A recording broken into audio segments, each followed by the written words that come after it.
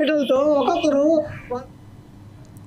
అందరూ ఆరోగ్యంగా ఉండాలని, మారుతున్న పరిస్థితులకు అనుగుణంగా సౌకర్యాలు ఉండాలని ప్రభుత్వం సన్నబియ్యం పంపిణీ చేస్తోందని మంత్రి పొన్నం ప్రభాకర్ తెలిపారు. సిద్దిపేట జిల్లా హుస్నాబాద్ రేషన్ షాప్లో రేషన్ కార్డుదారులకు సన్నబియ్యం పంపిణీ కార్యక్రమాన్ని మంత్రి ప్రారంభించారు. తెలంగాణలో నేడు 17,263 చౌకదారుల దుకాణాల ద్వారా 2,91,000కు పైగా ఉన్న రేషన్ కార్డులకు సన్నబియ్యం పంపిణీ చేయడం ప్రారంభించుకుంటున్నామని మంత్రి వెల్లడించారు.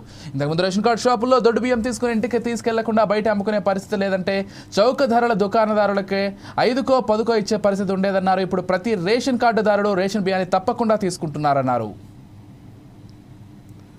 జిల్లాలో మొదటి కొనుగోలు కేంద్రాన్ని ఇక్కడ ప్రారంభోత్సవం చేసుకున్నాం. రైతు చాలా తేమ శాతంతో 12 తేమ శాతంతో కూడా తేవడం జరిగింది. ఇది కూడా పచ్చి వడ్ల పేరు మీద పంటగానే అమ్ముకునేటువంటి ప్రయత్నం చేయకండి. తప్పకుండా కొనుగోలు కేంద్రానికి తీసుకొస్తే మీకు మద్దతు ధర రావడంతో పాటుగా ఎక్కడ కూడా తూకంలో మోసం లేకుండా డబ్బులకు సంబంధించిన పేమెంట్ విషయంలో కూడా ఎక్కడ ఇబ్బంది జరగకుండా జరుగుతూ ఉంటది. చాలా మంది నా దగ్గరకు వస్తూ ఉంటారు, సార్ ఫలానా ఆయన ఆసామి మా గ్రామానికి సంబంధించిన రైతుల యొక్క ధాన్యాన్ని కొనుక్కొని పోయిండు, దాని తర్వాత పైసలు ఇవ్వలే. ఇటువంటి సంఘటనలు చాలా వస్తూ ఉంటాయి.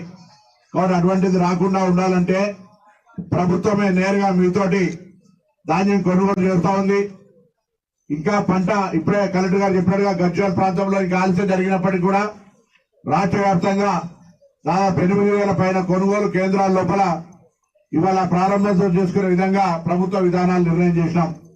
కొన్ని జాగాల పంట రాకపోతే ఆలస్యం అయితే ఉండొచ్చు కొనుగోలు కేంద్రాల ప్రారంభం, కానీ ప్రభుత్వ విధానం మాత్రం ఏప్రిల్ 1 నుంచి రాష్ట్ర వ్యాప్తంగా వరి పండించిన ధాన్యాన్ని కొనుగోలు చేయడానికి ప్రభుత్వం సిద్ధంగా ఉంది అనిపించే పరిస్థితి. రాష్ట్రంలో కూడా అటువంటి పరిస్థితి ఉన్న అన్నింటినీ అధిగమించి మరి రైతులకు కానీ ఇతర ఉద్యోగులకు కానీ ప్రజలకు కానీ విద్యార్థులకు కానీ అనేక కార్యక్రమాలు తీసుకొని పోతా ఉంది. గౌరవానికి సంబంధించిన వరిగడ్డి మంటను అక్రమంగా తరలిస్తున్న 17